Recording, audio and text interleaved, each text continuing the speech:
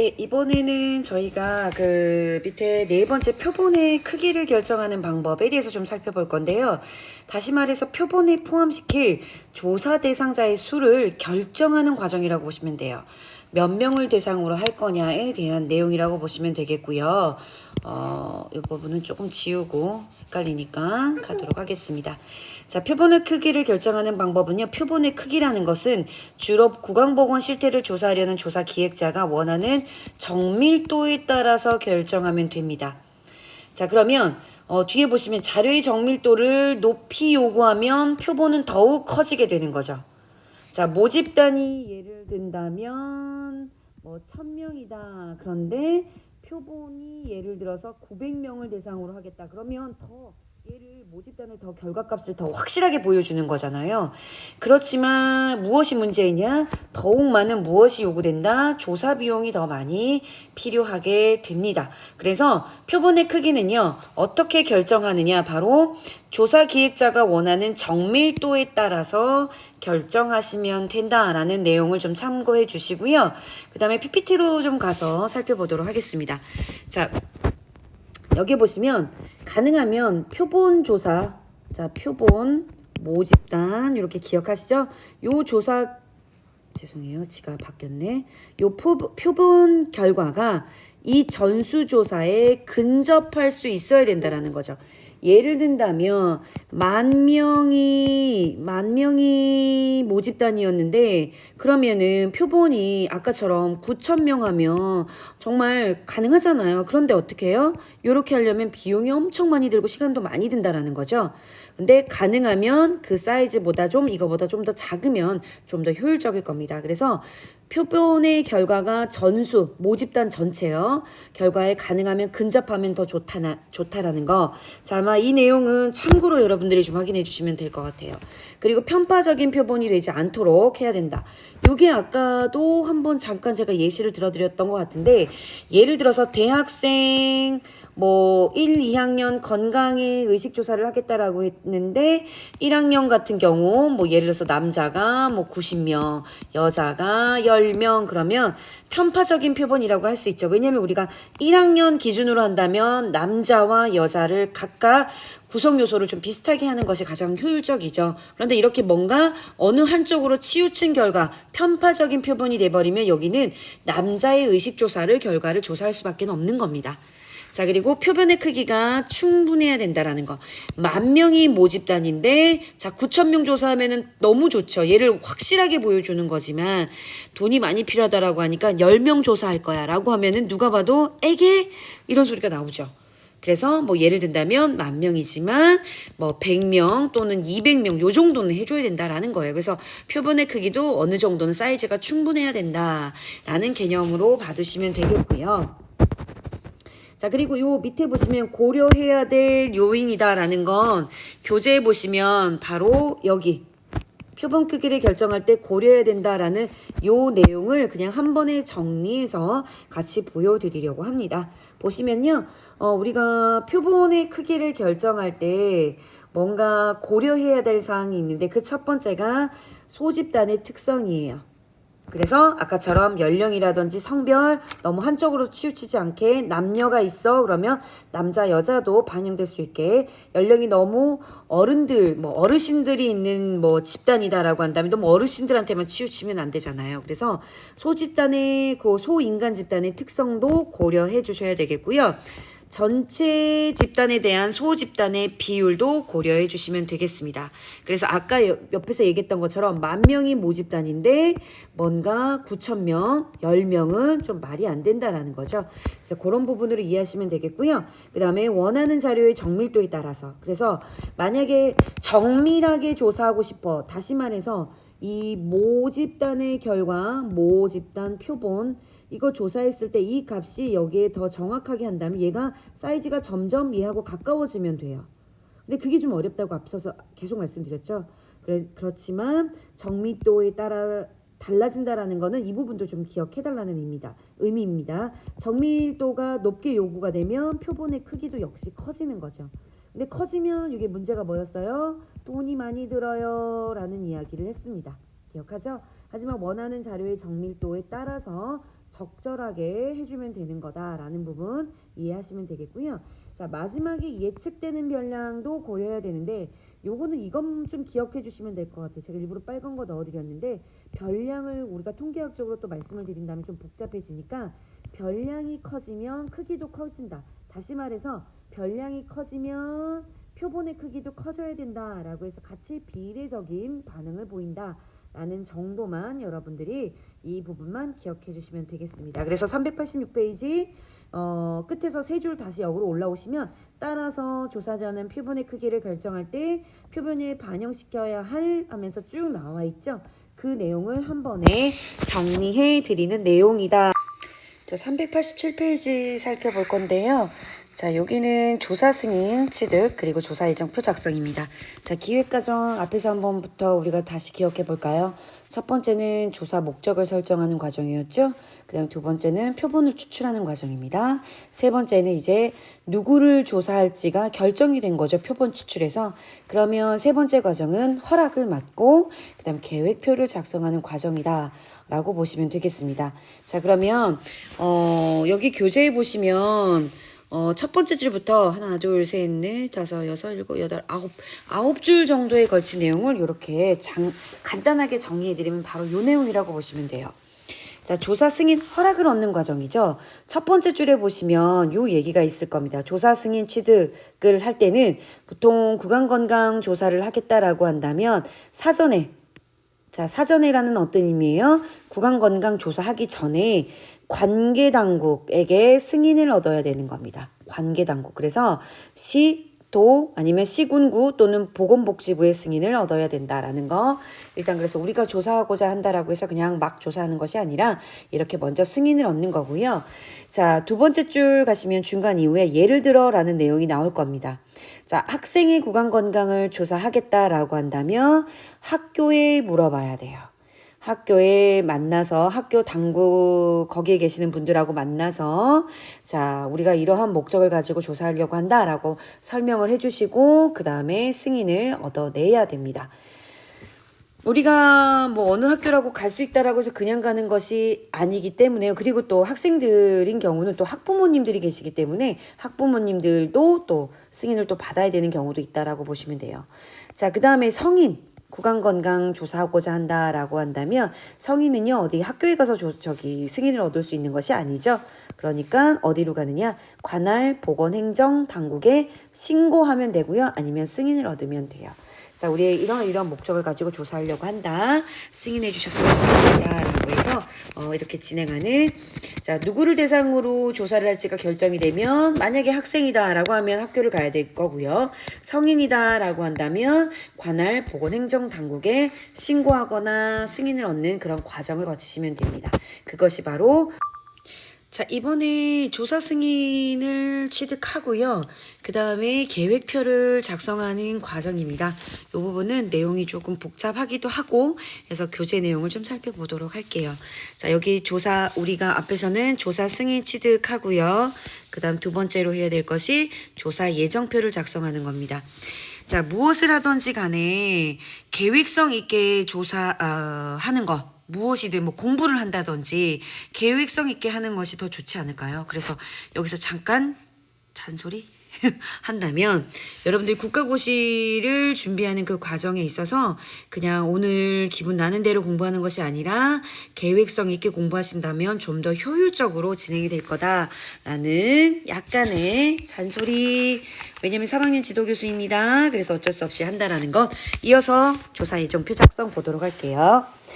자, 조사 예정표 작성하는 계획표 세운다고 보면 되는 거예요. 그래서 구강검사 계획 과정에서 가장 중요한 과정으로 봅니다. 자료 수집 과정의 검사 일일 예정표, 일일 시간표를 작성하는 것이다 라고 되어 있죠. 다시 말해서 일정에 따른, 왜냐면 이게 제가 앞에서도 이야기했지만 개인을 위한 조사가 아니라 그 대중을 위한 조사예요. 다수. 그렇기 때문에 일정이라면 하루 만에 끝나는 것이 아니라 여러 날이 걸립니다. 그러면 자, 전체적인 일정에 대한 예정표도 있어야 되겠지만 아니면 매일매일에 대한 계획도 있어야 된다라는 거.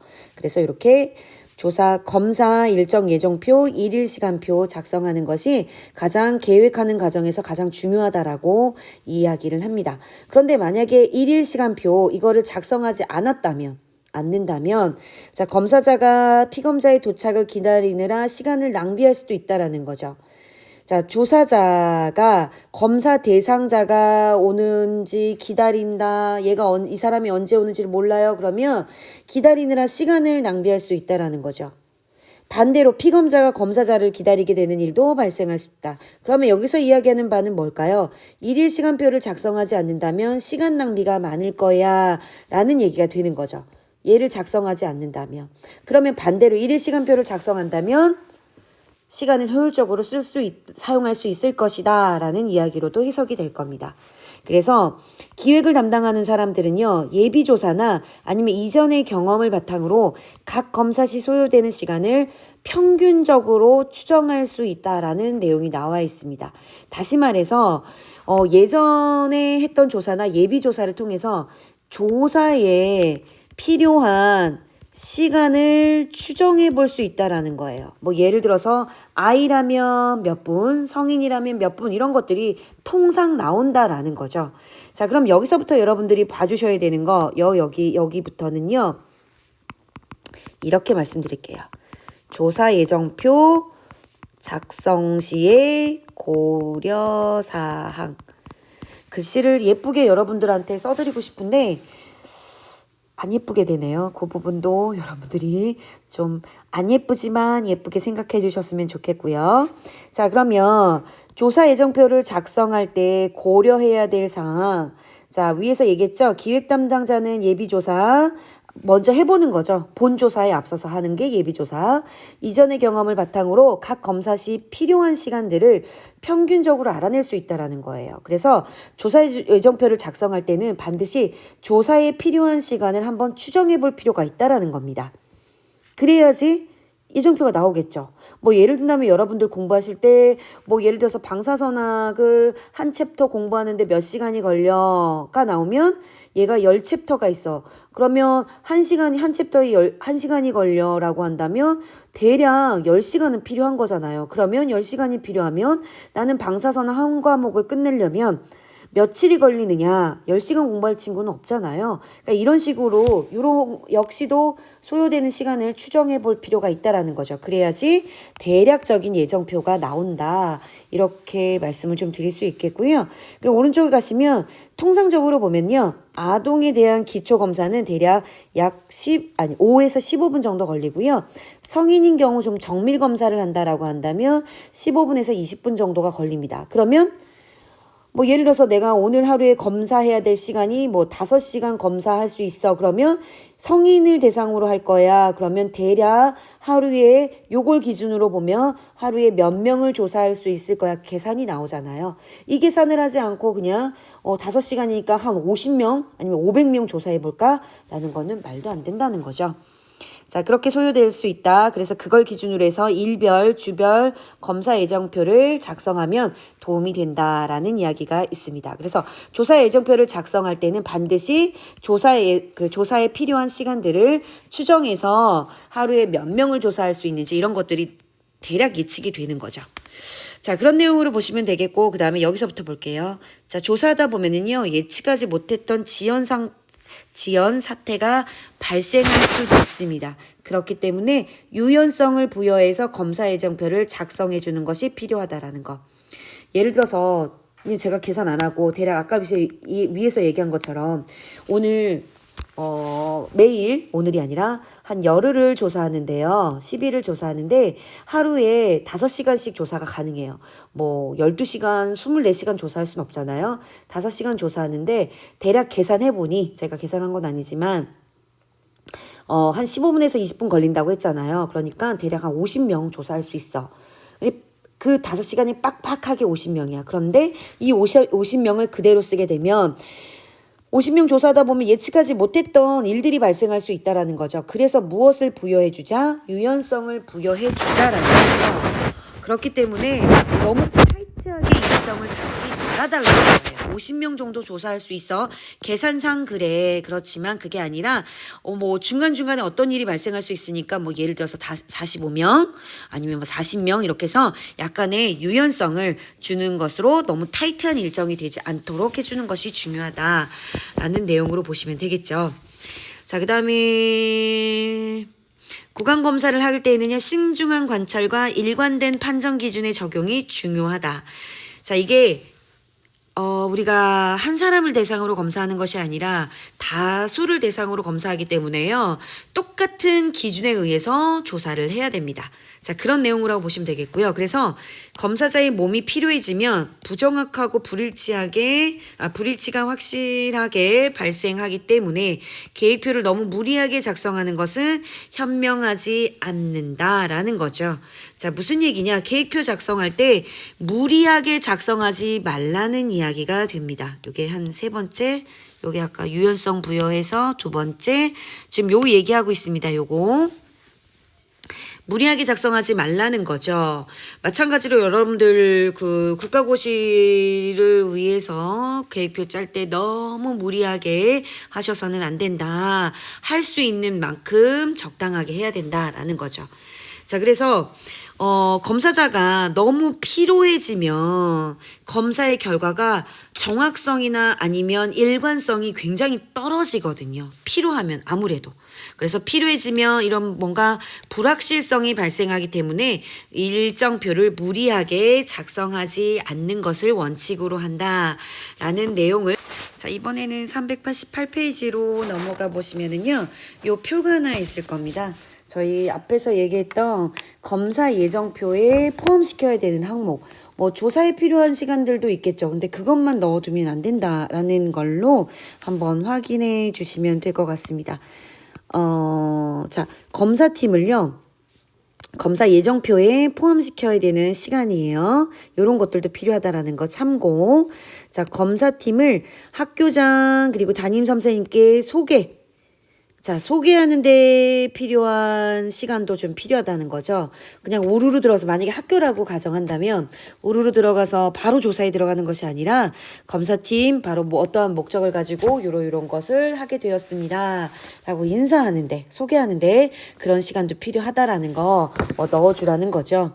그리고 각 학교에서 실제 검사에 실행하기에 적절한 장소 선택 그리고 장비 준비 이런 필요한 소요 시간도 있어야 되겠죠. 우리가 구강검사할 때는 그냥 들어가는 것이 아니잖아요. 뭐 미러라든지 이런 기본적인 장비가 필요하잖아요. 그 다음에 뭐 예를 들어서 여러 가지가 좀 필요할 텐데 그런 것들을 가서 검사에 필요한 장소 그 다음에 장비들 이렇게 펼쳐두고 그런 데 걸리는 시간들도 필요하잖아요. 그러면 하루에 5시간 조사할 수 있다라고 했다면 정말 5시간 내에 조사를 하는 것이 아니라 이런 데 걸리는 시간도 필요하다라는 겁니다. 그리고 세 번째 내용이 바로 12세 아동의 1개 반 검사하는데 필요한 소요시간.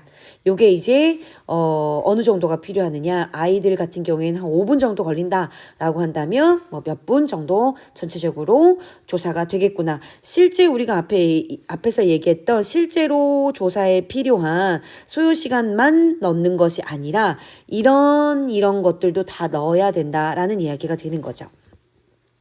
자, 뿐만 아니라 검사 다 했어요. 그렇다고 해서 막 장비랑 모두 싸가지고 집에 우르르 또 가는 것이 아니라 학교장에게 구강검사한 간단한 보고에 필요한 소요시간. 뭐 예를 들면 자, 뭐 몇 명, 50명 아니면 100명을 조사 대상으로 오늘 조사했는데 결과가 뭐 예를 들어서 건강하다든지 아니면 대체적으로 뭐 우식이 좀 많이 있다든지 이렇게 간단한 보고에 필요한 소요 시간. 자, 이런 지금 상황입니다. 교장 선생님하고 말씀드리는데 필요한 시간이 있어야 된다라는 겁니다. 이 안에 검사 예정표에는. 그리고 만약에 끝나고 다음 학교로 이동해서 또 조사한다면 이동하는 데 필요한 소요시간도 검사 예정표에 함께 넣어야 될 항목 중에 하나들이다라고 보시면 되겠습니다. 그러니까 우리가 앞에서 이론적인 내용을 봤는데 그 부분에서는 정말 실제 검사에 필요한 시간만 넣으면 안 된다라는 거죠. 여러 가지 기타 고려해야 될 시간들도 한번 생각해 주셨으면 좋겠습니다. 라는 내용으로 자, 제가 앞서서 4주차 학습 목표 말씀드릴 때 요거요. 조사위원회 교육 훈련 설명할 수 있어야 된다. 요거는 조금 나아가기가 어떨까라고 생각했는데 사실은 여기까지 살펴보면 388페이지 네 번째 조사위원 교육 훈련도 어느 정도는 진행이 가능할 거라고 봅니다. 그러면 이 내용까지도 좀 추가적으로 해서 살펴보는 것으로 하죠. 네, 시간을 좀 확인해 봤더니 야, 다 나가긴 어렵고 왜 조사자들에 대한 교육이 필요한지 설명하다가 요 4줄 정도 보니까 시간이 어느 정도는 거의 다 된 것 같습니다. 그래서 오늘은 일단은 여기까지, 나머지 요 밑에 있는 내용은 다음 주차에 진행을 좀 할까 합니다. 일까요?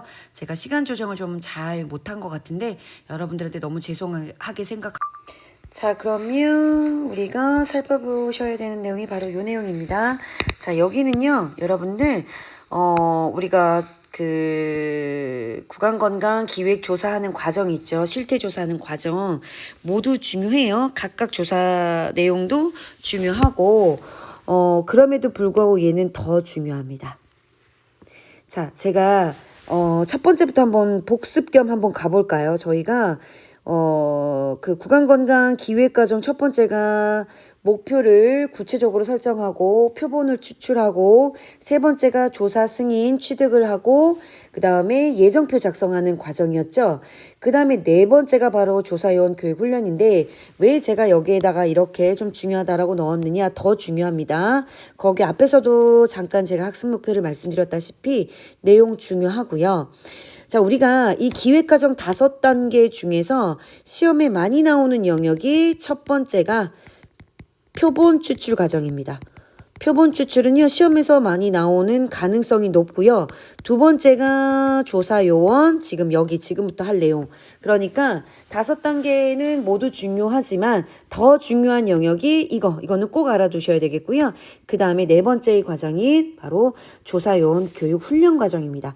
그런데 여기서 여러분들이 보셔야 되는 거, 이 조사 요원이 되시는 분들이 대부분 치과 의사예요. 자, 치과 의사가 구강 검사를 할 건데 왜 다시 교육을 받아? 치대를 다시 다니느냐? 그것이 아니라 WHO에서 조사 지침을 준다고 말씀을 드렸었죠. 그러면 조사하는 방법과 뭔가 우식에 대한 기준, 이런 것들이 다 여기서 근거한 방법을 따라야 돼요.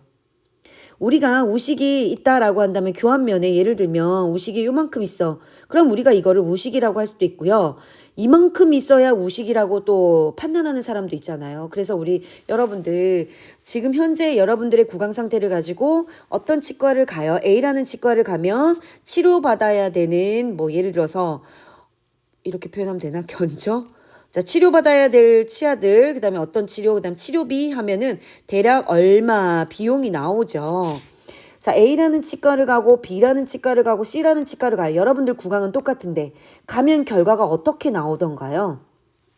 A, B, C 다 간다고 해서 똑같은 치료를 받아야 된다라고 이야기하진 않죠. 왜냐면 치과 의사분들이 보시는 기준이 다르기 때문이에요. 아까 말씀드렸던 교환면에 우식이 요만큼 있어. 그러면 이 정도는 그냥 열심히 이따 끄시면 돼요.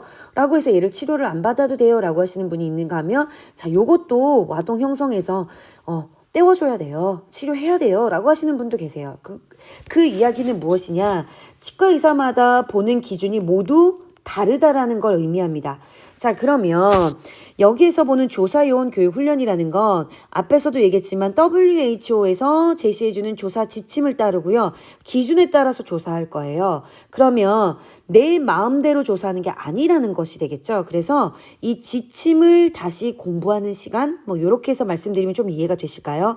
그래서 어떤 한 사람의 구강을 검사했을 때 A라는 조사자, B라는 조사자, C라는 조사자 모두가 같은 결과가 나올 수 있도록 조사해야지 일관성을 가지고 조사하는 거잖아요. 그게 필요합니다. 국민의 구강 건강 실태 조사를 하고자 할 때는 같은 지침을 가지고 같은 기준을 가지고 보기 때문에 10명의 조사자가 본다고 해도 거의 유사한 결과가 나오는 것이 바로 이 조사 지침에 의한 조사 방법이라고 보시면 돼요. 이렇게 보는 게 아니라 이렇게 보는 거예요. 이해가 되실까요? 그래서 필요한 게 무엇이냐? 조사 요원은 무조건 치과 의사가 될 수 있는 거고요. 그들이 우식을 몰라서가 아니라 조사 지침에 따라서 기준에 따라서 해야 되기 때문에요. 그 기준을 먼저 공부하고 다시 말해서 텍스트로 공부를 한 다음에 그 다음에 실습으로 공부를 진행을 하는 그 과정을 조사 요원 교육 훈련이라고 이야기를 합니다. 좀 이해가 되셨을지 몰라요. 왜냐면 갑작 뜬금 웬 교육을 받아야 돼? 라고. 자, 조사요원 교육훈련은요, 여러분들이 학교에서 받으시는 거하고 유사하게요. 색깔을 좀 유사하게. 자, 텍스트로 먼저 교육을 받고, 그 다음에 실습 교육을 받습니다. 그러니까 조사요원 교육훈련도 마찬가지로 텍스트로 공부를 한 다음에 잘 되었는지 실습 교육으로 구성이 되어 있다라고 보시면 되겠습니다.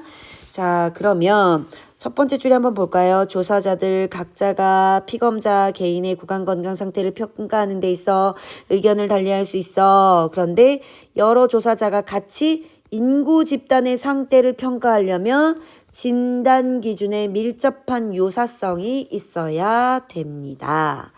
그러니까 결과치가 기준에 따라서 유사하게 나와야 된다라는 거예요. 자, 그래서 자, 오른쪽에 가볼게요.